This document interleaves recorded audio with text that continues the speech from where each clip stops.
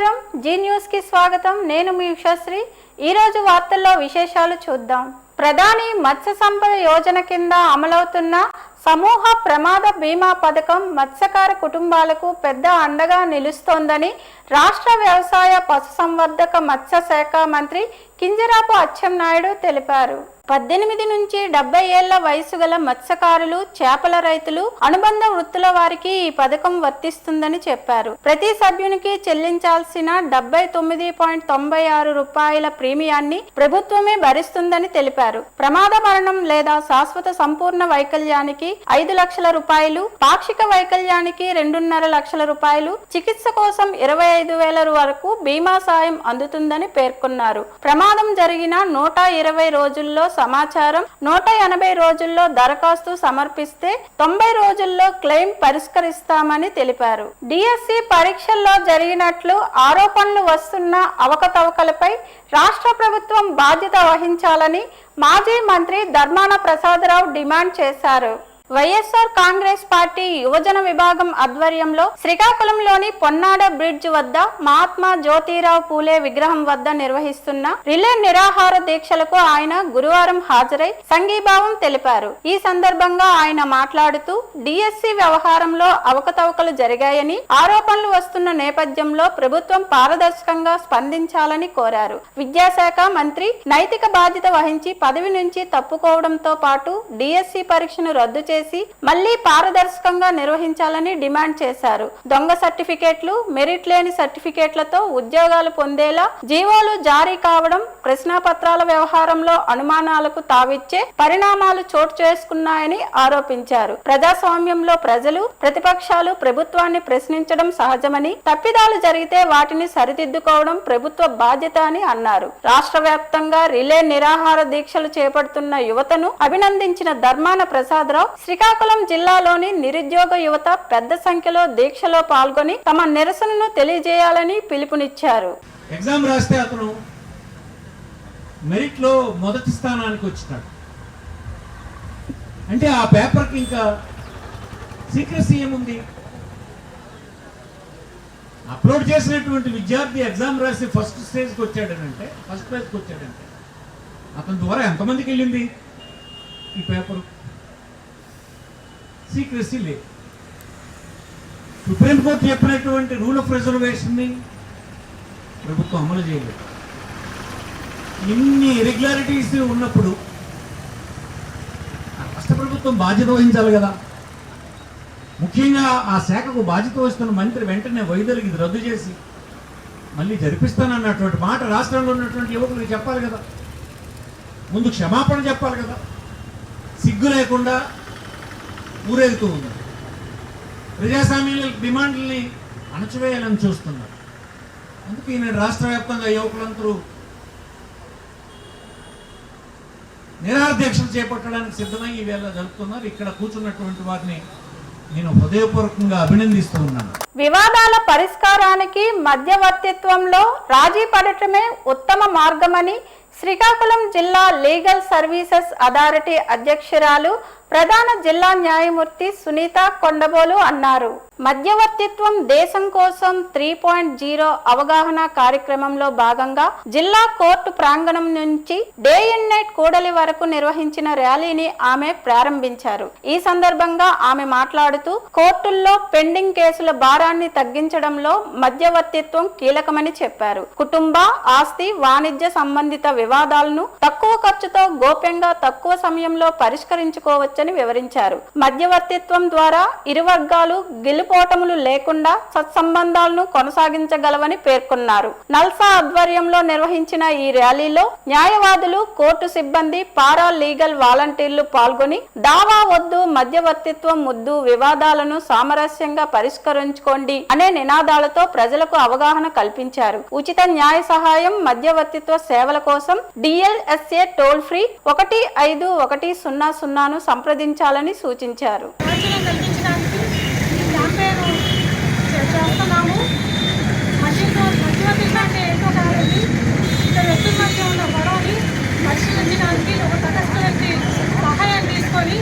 ఆ వ్యక్తులే వాళ్ళ మధ్య ఉన్న సమస్యను పరిష్కరించుకొని రాజీ ఉంచుకోవచ్చు.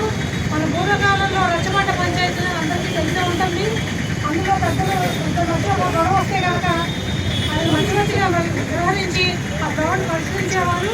ఈ మధ్యవర్తితో మూలంగా కేసులను రాజీ చేసుకుంటే విపక్షాలు కూడా గెలిచిన వాళ్ళు అవుతారు.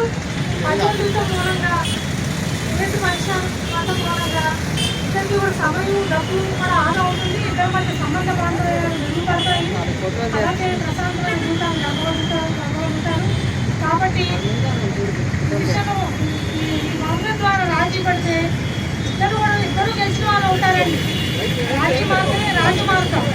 ఇందులో ఎవరి ప్రమేయం కూడా ఉండదు. ఆ వ్యక్తులు సరే మాట్లాడుకొని వాళ్ళు కూడా పరిష్కరించుకుంటారు. కాబట్టి ఈ అవకాశాన్ని విజిలెన్స్ పబ్లిక్ అందరూ కూడా సద్వినియోగం చేసుకుంటారని ఆశిస్తున్నాము. చాలా ధన్యవాదాలు. జిల్లాలో మాతా శిశు మరణాల రేటును తగ్గించేందుకు ప్రత్యేక చర్యలు చేపట్టాలని, ప్రభుత్వ ఆసుపత్రుల్లోనే ప్రసవాలు జరిగేలా ప్రజల్లో విస్తృత అవగాహన కల్పించాలని జిల్లా జాయింట్ కలెక్టర్ ఫర్మాన్ అహ్మద్ ఖాన్ అధికారులను ఆదేశించారు. గురువారం శ్రీకాకుళం కలెక్టరేట్లో మాతా శిశు మరణాలపై వైద్య ఆరోగ్య శాఖ అధికారులతో నిర్వహించిన సమీక్షా సమావేశంలో ఆయన మాట్లాడారు. గర్భిణులకు హెమోగ్లోబిన్, బీపీతో పాటు అన్ని వైద్య పరీక్షలు సకాలంలో నిర్వహించాలని, స్కానింగ్ నివేదికలను జనరల్ ఫిజిషియన్లతో పరిశీలింపజేసి అవసరమైన వైద్య సేవలు అందించాలని సూచించారు. ప్రమాద సూచనలు కనిపించిన వెంటనే తగిన చికిత్స అందించాలని అధికారులను ఆదేశించారు. PCPNDT చట్టం ప్రకారం లింగ నిర్ధారణ పరీక్షలు నిర్వహించడం, చేయించుకోవడం లేదా ప్రోత్సహించడం నేరమని హెచ్చరించారు. నిబంధనలు ఉల్లంఘించిన వారికి 3 సంవత్సరాల వరకు జైలు శిక్ష, 50,000 రూపాయల వరకు జరిమానా విధించే అవకాశం ఉందని తెలిపారు. గుట్టు చప్పుడు కాకుండా లింగ నిర్ధారణ పరీక్షలు నిర్వహించే ఆసుపత్రులు, స్కానింగ్ కేంద్రాలపై ప్రత్యేక నిఘా ఉంచి కఠిన చర్యలు తీసుకోవాలని ఆదేశించారు. అలాగే ప్రైవేట్ ఆసుపత్రుల్లో అధికంగా జరుగుతున్న సిజేరియన్ ప్రసవాలపై వివరణ కోరారు. జిల్లాలో PCPNDT చట్టాన్ని సమర్థవంతంగా అమలు చేయడానికి ప్రజల సహకారం అవసరమని పేర్కొన్న జాయింట్ కలెక్టర్, చట్ట ఉల్లంఘనలపై సమాచారం అందించేందుకు టోల్ ఫ్రీ హెల్ప్ లైన్ 1800-233-2447ను సంప్రదించాలని సూచించారు. సమావేశంలో ICDS, వైద్య ఆరోగ్య శాఖ అధికారులు, కమిటీ సభ్యులు, వైద్య సిబ్బంది పాల్గొన్నారు. లయన్స్ క్లబ్ శ్రీకాకుళం హర్షవెల్లి 2026-27 సంవత్సరానికి నూతన అధ్యక్షుడిగా రౌతి శ్రీనివాసరావు, కార్యదర్శిగా CH నిహార్, కోశాధికారిగా గుడ్ల గౌతమ్ బాధ్యతలు స్వీకరించారు. శ్రీకాకుళం నగరం స్థానిక ఖుషీ గ్రాండ్ లో నిర్వహించిన ప్రమాణ స్వీకార కార్యక్రమంలో నూతన కమిటీ బాధ్యతలు చేపట్టింది. ఈ కార్యక్రమానికి సుడా చైర్మన్ కొరికాన రవికుమార్ ముఖ్య అతిథిగా హాజరు కాగా, లయన్స్ ఇంటర్నేషనల్ పూర్వ జిల్లా governor M Usharaju, PDG council chairperson doctor A Gopalarao, TDP Telugu మహిళా జిల్లా అధ్యక్షురాలు గొండు స్వాతి శంకర్, పౌర సమాచార శాఖ అధికారి K చిన్నకేశవరావు, BJP జిల్లా అధ్యక్షుడు సిరిపురం తేజేశ్వరరావు విశిష్ట అతిథులుగా పాల్గొన్నారు. RCK రమణ సాహు ఆధ్వర్యంలో నూతన కమిటీతో ప్రమాణ స్వీకారం చేయించారు. నూతన అధ్యక్షుడు రౌతు శ్రీనివాసరావు మాట్లాడుతూ, తమపై నమ్మకం ఉంచి బాధ్యతలు అప్పగించిన సభ్యులకు కృతజ్ఞతలు తెలిపారు. వ్యవస్థాపకులు హారికా ప్రసాద్ సహకారంతో సమాజ సేవను మరింత విస్తృతంగా కొనసాగిస్తానని అన్నారు. అతిథులు మాట్లాడుతూ, లయన్స్ క్లబ్ శ్రీకాకుళం హర్షవెల్లి సేవలు జిల్లాకు ఆదర్శంగా నిలుస్తున్నాయని, నిస్వార్థ సేవలతో ఎన్నో గుర్తింపులు సాధించిందని కొనియాడారు. కార్యక్రమంలో భాగంగా రక్తదాన శిబిరాన్ని ప్రారంభించి రక్తదాతలు, రెడ్ క్రాస్ రక్తనిధి బృందం సభ్యులు అతిథులను జ్ఞాపికలతో సత్కరించారు. ఈ కార్యక్రమంలో లయన్స్ క్లబ్ ప్రతినిధులు, వివిధ స్వచ్ఛంద సంస్థల సభ్యులు, వైద్యులు, న్యాయవాదులు, ఇంజనీర్లు, ప్రముఖులు, స్థానిక ప్రజలు పాల్గొన్నారు. మన ప్రీతమ నాయకులైన ఎమ్మెల్యే గారి మిస్సెస్ అయిన గండు స్వాతి గారికి స్వాగతం పలుకుతున్నాము. అదేవిధంగా ఈ యొక్క సమావేశానికి ఇచ్చిన పెద్దలు జాం భీమశంకర్ గారికి, మరియు రెడ్ క్రాస్ జగన్మోహన్ గారికి, మల్లెవాడి మల్లేశ్వర గారికి, ఇంద్రాప్రసాద్ గారికి, మరియు పాతపట్నం నుంచి వచ్చిన మధు గారికి, మరియు అనేక మంది పెద్దలు ఇతరులు అందరూ ఇక్కడికి వచ్చి ఉన్నారు. అలాగే మా యొక్క క్లబ్కి వెన్నుముకలాంటి చింతాని కృష్ణకుమార్ గారికి, జయశ్రీరామ్ గారికి, మరియు మా క్లబ్ సభ్యులందరికీ కూడా నా హృదయపూర్వక ధన్యవాదాలు మరియు స్వాగతం పలుకుతూ ఈ యొక్క ఇన్స్టాలేషన్ ఫంక్షన్ని స్టార్ట్ చేయవలసిందిగా కోరుతూ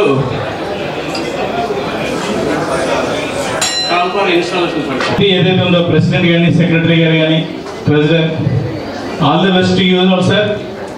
ఈ వచ్చే మీ పీరియడ్, మీ టైము హర్షవల్లి లయన్స్ క్లబ్లో ఒక స్వర్ణయుగంగా ఉండాలని ఆశిస్తూ మీరు మరిన్ని మంచి కార్యక్రమాలు చేసి మన ప్రాంతాల్లో పట్టణంలోనే కాకుండా బయట కూడా మీరు విస్తరించి చాలా అవసరాలు ఉన్నాయి. మన ప్రాంతం ముఖ్యంగా వెనుకబడి ఉంది, చాలా అవసరాలు ఉన్నాయి.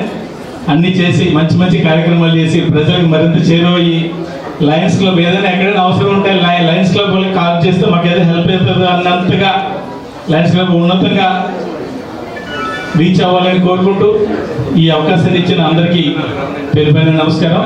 మెగా డిఎస్సి నియామకాలపై ఆరోపణలు చేస్తున్న వైఎస్ఆర్ కాంగ్రెస్ పార్టీ తగిన ఆధారాలతో బహిరంగ చర్చకు రావాలని రాష్ట్ర పార్టీ కార్యదర్శి, కురుపాం నియోజకవర్గ పరిశీలకుడు, శ్రీకాకుళం జిల్లా ఎన్టీఆర్ మోక్షజ్ఞ సేవా సంఘం గౌరవ అధ్యక్షుడు మాదారపు వెంకటేష్ అన్నారు. గురువారం విడుదల చేసిన ప్రకటనలో ఆయన మాట్లాడుతూ విద్యాశాఖ మంత్రి నారా లోకేష్ విసిరిన బహిరంగ చర్చ సవాల్కు వైఎస్ఆర్ కాంగ్రెస్ పార్టీ అధ్యక్షుడు వైఎస్ జగన్మోహన్ రెడ్డి స్పందించకపోవడం వల్ల ఆరోపణలకు ఆధారాలు లేవనే విషయం స్పష్టమవుతుందని విమర్శించారు. మెగా డిఎస్సి ద్వారా 16,000కు పైగా ఉపాధ్యాయ పోస్టులను కూటమి ప్రభుత్వం పారదర్శకంగా భర్తీ చేసిందని, నియామకాల ప్రక్రియలో ఎలాంటి అవకతవకలు తావులేదని పేర్కొన్నారు. డిఎస్సి నియామకాలపై కోర్టులను ఆశ్రయించినప్పటికీ వైఎస్ఆర్ కాంగ్రెస్ పార్టీ ఆరోపణలకు న్యాయస్థానంలో బలం లభించలేదని అన్నారు. ఆధారాలు లేకుండానే నిరాహార దీక్షలు, ధర్నాలు నిర్వహిస్తూ యువతను తప్పుదోవ పట్టించే ప్రయత్నం చేస్తున్నారని ఆరోపించారు. యువతకు ఉద్యోగ, ఉపాధి అవకాశాలు కల్పనే కూటమి ప్రభుత్వ లక్ష్యమని, రాజకీయ ఆరోపణల కంటే వాస్తవాలతో ముందుకు రావాలని వైఎస్ఆర్ కాంగ్రెస్ పార్టీ నాయకత్వానికి ఆయన సూచించారు. క్విట్ ఇండియా ఉద్యమ స్ఫూర్తితో కేంద్ర ప్రభుత్వ కార్మిక, రైతు, ప్రజా వ్యతిరేక విధానాలకు వ్యతిరేకంగా ఐక్యంగా పోరాడాలని కార్మిక, రైతు, ప్రజా సంఘాల నాయకులు పిలుపునిచ్చారు. దేశవ్యాప్త నిరసనలు, జైల్ బరో కార్యక్రమాలను విజయవంతం చేయాలని కోరుతూ శ్రీకాకుళం ఆర్టీసీ బస్టాండ్ జంక్షన్ నుంచి సంయుక్త కిసాన్ మోర్చా కార్మిక సంఘాల ఆధ్వర్యంలో బైక్ ర్యాలీ నిర్వహించారు. ఈ సందర్భంగా నాయకులు మాట్లాడుతూ కార్మిక వ్యతిరేక లేబర్ కోడ్లు రద్దు చేయాలని, కనీస వేతనం 31,000 రూపాయలకు అమలు చేయాలని, అవుట్ సోర్సింగ్ కాంట్రాక్ట్ ఉద్యోగులను రెగ్యులర్ చేయాలని డిమాండ్ చేశారు. రైతులకు గిట్టుబాటు ధరలు, కౌలు రైతులకు రుణాలు అందించాలని, అమెరికాతో స్వేచ్ఛ వాణిజ్య ఒప్పందాన్ని రద్దు చేయాలని కోరారు. ప్రభుత్వ రంగ సంస్థల ప్రైవేటీకరణ, ధరల పెరుగుదల, నిరుద్యోగం వంటి అంశాలపై కేంద్ర ప్రభుత్వాన్ని విమర్శించారు. ఈ ర్యాలీలో సిఐటియు, ఏఐటియుసి, రైతు సంఘాలు, వ్యవసాయ కార్మిక సంఘాలు, కౌలు రైతు సంఘాల నాయకులు, కార్యకర్తలు పాల్గొన్నారు. లేబర్ కోడ్లు రద్దు చేయమని అనేక ఆందోళనలు, పోరాటాలు జరుగుతున్నటువంటి పరిస్థితిలో కూడా అవి రద్దు చేయడం లేదు. అలాగే గ్రామీణ ఉపాధి హామీ కూలీలకి ఉన్నటువంటి గ్యారంటీ పథకమైనటువంటి ఉపాధి హామీ చట్టాన్ని రద్దు చేసి వీరాంజీ చట్టాన్ని తీసుకువచ్చారు.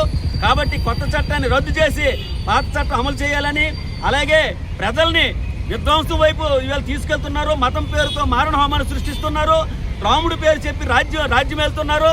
ఈవేళ రామాలయం నిర్మాణం చేసి రామాలయంలో ఉన్నటువంటి డబ్బులను కూడా బీజేపీ, ఆర్ఎస్ఎస్ వాళ్ళు కైంకర్యం చేస్తున్న పరిస్థితి ఉంది.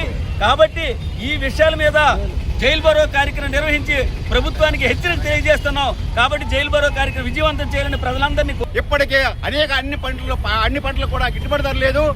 మొక్కజొన్న కానీ, మామిడి కానీ, అలాగే అనేక రకాల అన్ని పంటలు, పత్తి అన్ని కూడాను పంటలు లేక ఇప్పుడు పొగాకు రైతులు 100 రూపాయలు కూడా కేజీ కొనలేని పరిస్థితిలో ఉంది. ఇప్పుడు ఆందోళన చేస్తారు. ఇట్లాంటి ఒప్పందాలు జరిగితే భారత్ అమెరికా స్వేచ్ఛ ఒప్పందాల వలన భారత రైతు మునిగిపోతాడు. అనేక రకాలైన రాయితీలు ఇస్తున్న అమెరికా వ్యవసాయంతో భారత వ్యవసాయం పోటీ పడలేదు. స్వేచ్ఛ మార్కెట్ పేరుతోటి పులికి, మేకకి ఒకే బోన్లు పెడితే మా మేక బతుకుతుందా అని మేము ప్రశ్నిస్తున్నాం. ఇట్లాంటి మోడీ తాలూకు ఆర్థిక విధానాలని నశించాలని చెప్తూ 10వ తేదీ జైలు బరో కార్యక్రమం జయప్రదం చేయాలని చెప్పేసి కోరుతున్నాం. భక్తి, సాధన, సాంప్రదాయం కలిసొస్తే విజయాలు ఎలా సొంతమవుతాయో శ్రీకాకుళం జిల్లా మహిళలు మరోసారి నిరూపించారు. భద్రాచలం శ్రీ సీతారామచంద్ర స్వామివారి పవిత్ర సన్నిధిలో గో గోవింద కల్పవృక్ష నృసింహ సాలగ్రామ సేవవాహిని ఆధ్వర్యంలో 3 రోజుల పాటు నిర్వహించిన రాష్ట్ర స్థాయి ఆధ్యాత్మిక భజన పోటీల్లో శ్రీకాకుళం జిల్లా లావేరు మండలం గుంటుకుపేట గ్రామానికి చెందిన శ్రీ సిద్ధి వినాయక దుర్గా భవానీ మహిళ భజన బృందం అద్భుత ప్రతిభను కనబర్చి ప్రథమ బహుమతిని కైవసం చేసుకుంది. ఆంధ్రప్రదేశ్, తెలంగాణ రాష్ట్రాలకు చెందిన మొత్తం 124 4 భజన బృందాలు ఈ ప్రతిష్టాత్మక పోటీల్లో పాల్గొన్నాయి. ఈ నెల 3వ తేదీ నుండి 5వ తేదీ వరకు జరిగిన 3 రోజుల పాటు సాగిన ఈ ఆధ్యాత్మిక వేడుకల్లో 2 తెలుగు రాష్ట్రాల నుంచి వచ్చిన ప్రతిభావంతులైన భజన బృందాల మధ్య తీవ్ర పోటీ నెలకొన్నప్పటికీ గుంటకపేట మహిళల భక్తిగానం, శృతిలయల సమన్వయం, సంప్రదాయ భజన శైలిని న్యాయ నిర్ణేతలను విశేషంగా ఆకట్టుకుంది. భక్తి సంగీతం ద్వారా శ్రీరాముని మహిమను ఆవిష్కరిస్తూ వేదికపై ఆధ్యాత్మిక వాతావరణాన్ని సృష్టించిన ఈ బృందం ప్రేక్షకుల ప్రశంసలను సైతం అందుకుంది. సంప్రదాయ దుస్తులు, ఏకరూప ప్రదర్శన, భావపూర్వక గానం పోటీల్లో ప్రత్యేక ఆకర్షణగా నిలిచాయి. విజేతగా నిలిచిన శ్రీ సిద్ధి వినాయక దుర్గా భవాని మహిళా భజన బృందానికి నిర్వాహకులు ఘన సత్కారం నిర్వహించి 30,000 రూపాయల నగదు గౌరవ పారితోషికాన్ని ప్రథమ బహుమతిగా అందజేశారు. బహుమతిని అందుకుంటున్న సమయంలో బృంద సభ్యుల ఆనందానికి అవధులు లేకుండా పోయాయి. గ్రామీణ ప్రాంతానికి చెందిన మహిళలు ఎలాంటి ప్రత్యేక సౌకర్యాలు లేకపోయినా నిరంతర సాధనతో రాష్ట్ర స్థాయిలో విజయం సాధించడం విశేషమని పలువురు అభిప్రాయపడ్డారు. ఈ విజయం గుంటకపేట గ్రామానికే కాకుండా శ్రీకాకుళం జిల్లాకు కూడా ఆధ్యాత్మిక రంగంలో ప్రత్యేక గుర్తింపును తీసుకొచ్చిందని స్థానికులు హర్షం వ్యక్తం చేస్తున్నారు. సాంప్రదాయ భజన కళలను పరిరక్షిస్తూ యువతలో ఆధ్యాత్మిక విలువలను పెంపొందించడంలో మహిళా భజన బృందాల పాత్ర ఎంతో గొప్పదని నిర్వాహకులు పేర్కొన్నారు. ఈ విజయం మరెందరో మహిళలకు స్ఫూర్తిగా నిలుస్తుందని, భవిష్యత్తులో జాతీయ స్థాయి పోటీల్లోనూ శ్రీకాకుళం జిల్లా ప్రతిభను చాటాలని స్థానికులు ఆకాంక్షిస్తున్నారు. భక్తి, పట్టుదల, సాధన ఉంటే గ్రామీణ ప్రాంతాల నుంచే రాష్ట్ర స్థాయి విజయాలు సాధించవచ్చని గుంటకపేట మహిళా భజన బృందం మరోసారి నిరూపించింది. ఈ కార్యక్రమంలో గురుస్వామి కొన్ని పరసయ్య, హార్మోనిస్ట్ ప్రగడ రాంబాబు, డోలక్ మాస్టర్ ప్రగడ శ్రీరామ్, కొన్ని కోటేశ్వరరావు, అట్ల అప్పలరాజు, కొన్ని కోటేశ్వరరావు, కొన్ని మల్లేశ్వరరావు, అప్పిన ధర్మరాజు, కూనపు శ్రీనివాసరావు, భజన బృంద సభ్యులు తదితరులు పాల్గొన్నారు. ప్రభుత్వ చెరువులు, భూములు, కాలువలు, ప్రజా ఆస్తుల పరిరక్షణ కోసం శ్రీకాకుళంలోని మహాత్మా జ్యోతిరావు పూలే పార్కు వద్ద చేపట్టిన స్వచ్ఛంద ధర్నా 2వ రోజు కొనసాగింది. ఈ సందర్భంగా సామాజికవేత్త ఏళ్ల మల్లేశ్వరరావు మాట్లాడుతూ చెరువులపై అక్రమ ఆక్రమణలను వెంటనే తొలగించి పూర్తి హద్దులను గుర్తించి శాశ్వత రక్షణ కల్పించాలని ప్రభుత్వాన్ని డిమాండ్ చేశారు. చెరువులు రైతుల జీవనాధారమే కాకుండా భూగర్భ జలాలకు, భావితరాల భవిష్యత్తుకు కీలకమని పేర్కొన్నారు. ప్రజా సమస్యల పరిష్కారం వరకు ఉద్యమం కొనసాగుతుందని తెలిపారు. ధర్నాలో చెరువుల పరిరక్షణ ఉద్యమ నాయకులు, సామాజికవేత్తలు, ప్రజా సంఘాల ప్రతినిధులు, స్థానిక ప్రజలు పాల్గొన్నారు. అక్రమదారులకి అండగా నిలుస్తున్న అధికారులకి ప్రజలు భయాందోళనకు గురవుతున్నారు. కంప్లైంట్లు పెట్టాలంటే భయపడుతున్నారు. చాలామంది కంప్లైంట్లు పెడుతుంటే లోకల్గా చాలామంది ఇబ్బందులు కూడా పెడుతున్నారు. ఒక దగ్గరైనా కంప్లైంట్ పెట్టిన తర్వాత ప్రభుత్వ అధికారులు చర్యలు తీసుకొని ఉండుంటే నెక్స్ట్ ఇంకో కంప్లైంట్ పెట్టడానికి ముందుకు వస్తారు. ఆ ఒక పనులన్నీ జరుగుతాయి. ఈ కంప్లైంట్లు పెట్టడం వల్ల, బెదిరించడం వల్ల ఇటువంటి కార్యక్రమాలు కూడా జరుగుతున్నాయి. ఇటువంటి కార్యక్రమాలు జరగడం వల్ల ఈ ధర్నా మేము చేస్తున్నాం.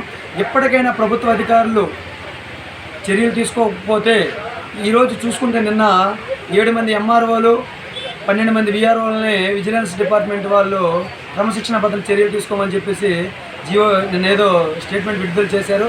అటువంటి పరిస్థితి జిల్లా మొత్తం మీద కూడా త్వరలో రాబోతుంది. ప్రభుత్వ అధికారులు, రెవెన్యూ అధికారులు, పంచాయతీ అధికారులు కూడా ప్రతి ఒక్కరు కూడా తప్పు చేసిన ప్రతి అధికారి కూడా శిక్షార్హుడు అవుతారు. ఇప్పటికైనా తెలుసుకొని తక్షణమే అక్రమాలపైన దృష్టి పెట్టి అక్రమాలని అరికట్టి అక్రమాలను తొలగించి తగు చర్యలు తీసుకుంటారని కోరుకుంటున్నాను. హిరోషిమాపై అణుబాంబు దాడి మానవ చరిత్రలో అత్యంత విషాదకరమైన చీకటి రోజుగా నిలిచిందని జన విజ్ఞాన వేదిక రాష్ట్ర కార్యదర్శి గొంటి గిరిధర్ అన్నారు. హిరోషిమా దినోత్సవాన్ని పురస్కరించుకొని ఆముదల వలస ప్రభుత్వ ఉన్నత పాఠశాలలో నిర్వహించిన కార్యక్రమంలో ఆయన విద్యార్థులను ఉద్దేశించి మాట్లాడారు. 1945 ఆగస్టు 6న హిరోషిమాపై అణుబాంబు దాడితో లక్షలాది మంది ప్రాణాలు కోల్పోయారని, అనంతరం రేడియేషన్ ప్రభావంతో మరెందరో మరణించారని తెలిపారు. యుద్ధం ఎప్పటికీ సమస్యలకు పరిష్కారం కాదని, ప్రపంచ శాంతే మానవాళికి శాశ్వత మార్గమని విద్యార్థులకు వివరించారు. అనంతరం ఉపాధ్యాయులు, విద్యార్థులు 2 నిమిషాల పాటు మౌనం పాటించి హిరోషిమా బాధితులకు నివాళులర్పించారు. కార్యక్రమంలో ప్రధానోపాధ్యాయులు, ఉపాధ్యాయులు, విద్యార్థులు పాల్గొన్నారు. వ్యాప్తంగా ఉండే ప్రజలందరూ కూడా ఈరోజు ప్రపంచంలో జరుగుతున్న అనేక యుద్ధాలు, America, Iran, Israel, Russia, Ukraine, Palestine, Israel వీటి మధ్య జరుగుతున్న యుద్ధాలు అనేవి మానవ వినాశనానికి దారితీస్తూ ఉన్నాయి. సైన్స్ ఫలితాలు అణుబాంబులు ఈరోజు విధ్వంసానికి కారణం అవడం కూడా చూస్తూ ఉన్నాం. కాబట్టి ప్రజలందరూ శాంతిని, ప్రపంచ శాంతిని కలిగి ఉండే విధంగా పాలకవర్గాలు చర్యలు తీసుకోవాల్సిన అవసరం ఉంది. మూడో ప్రపంచ యుద్ధం వస్తే మొత్తంగా ప్రపంచమంతా భస్మీపటం అయిపోయే పరిస్థితి ప్రమాదం ఉంది. కాబట్టి దీన్ని దృష్టిలో పెట్టుకొని దేశాల నాయకులు, ప్రజలు యుద్ధాలు రాకుండా చర్యలు చేపట్టే విధంగా పాలకుల మీద ఒత్తిడి తీసుకురావాలని చెప్పేసి ఈ సందర్భంగా తెలియజేస్తా ఉన్నాం. ఆమ్దాల వలసలోని ప్రభుత్వ ఉన్నత పాఠశాలలో ప్రార్థనా సమయంలో హిరోషిమా డేని నిర్వహించి మరణించిన ప్రజలకి నివాళులు అర్పించడం జరిగింది. ధన్యవాదాలు. రాష్ట్రంలోని సంక్షేమ హాస్టళ్లలో విద్యార్థులకు నాణ్యమైన విద్య, సురక్షిత వసతి, మెరుగైన ఆరోగ్య సౌకర్యాలు కల్పించడమే ప్రభుత్వ లక్ష్యమని Andhra Pradesh social welfare board chairman Balakotaiah అన్నారు. ఉత్తరాంధ్ర సంక్షేమ యాత్రలో భాగంగా శ్రీకాకుళం జిల్లా పెద్దపాడు గురుకుల పాఠశాలను సందర్శించిన ఆయన హాస్టళ్లలో విద్యార్థుల సమస్యలను క్షేత్రస్థాయిలో తెలుసుకొని పరిష్కరించేందుకే ఈ యాత్ర చేపట్టినట్లు తెలిపారు. విద్యార్థులకు ఆహారం, విద్య, భద్రత కల్పించడం ప్రభుత్వ బాధ్యతతో పాటు రాజ్యాంగం కల్పించిన హక్కు అని పేర్కొన్నారు. సంక్షేమ హాస్టళ్లపై గతంలో ఉన్న చిన్న చూపు మారిందని, ప్రస్తుతం గురుకుల విద్యార్థులు ప్రతిభ చాటుతున్నారని చెప్పారు. పేద విద్యార్థులకు నీట్ కోచింగ్ కోసం ప్రత్యేక ఎక్సలెన్స్ సెంటర్లు ఏర్పాటు చేసినట్లు తెలిపారు. హాస్టళ్లలో 1350 మంది శానిటరీ వర్కర్లను నియమించడంతో పాటు ఆర్ఓ ప్లాంట్లు, సీసీ కెమెరాలు, మెరుగైన పారిశుద్ధ్య వసతులు కల్పిస్తున్నారని చెప్పారు. ఈ కార్యక్రమంలో సాంఘిక సంక్షేమ శాఖ deputy director K Vinayakam, DCO Yashodalakshmi, principal Padmavathi, వార్డెన్లు, అధికారులు పాల్గొన్నారు. మహిళలు 1631 రోజులు ప్రసవ వేదన పడితే బాలకోటయ్య పుట్టాడు. ఆ ఉద్యమ చరిత్రలో నుంచి వచ్చిన వాళ్ళం మేము. చంద్రబాబు నాయుడు గారు సోషల్ వెల్ఫేర్ బోర్డుని రీకాన్స్టిట్యూషన్ చేసి ఈ బోర్డుని ఏర్పాటు చేశాడు. దీనికి ఒక కార్యాలయం, ఒక బాధ్యతలో కొంత సిబ్బందిని ఇచ్చి పర్యవేక్షించే బాధ్యత నా మీద నా భుజస్కంధాల మీద పెట్టారు. ఆ బాధ్యతలో భాగంగానే యాత్రా కార్యక్రమం చేపట్టాను. కాబట్టి సంక్షేమాధికారులందరూ కూడా ఈ యాత్రకు సహకరించడం, ఇప్పుడు పెద్దపాడు గురుకుల పాఠశాలలో నేను వస్తున్న సందర్భంగా నాకు ఆహ్వానం పలికిన ఉద్యోగస్తులందరికీ, సంబంధిత అధికారులకి, పిల్లలకు కూడా ధన్యవాదాలు తెలియజేస్తూ సెలవు తీసుకుంటున్నాను. వార్తలు సమాప్తం. తర్వాత బులెటిన్లో కలుసుకుందాం. నమస్కారం.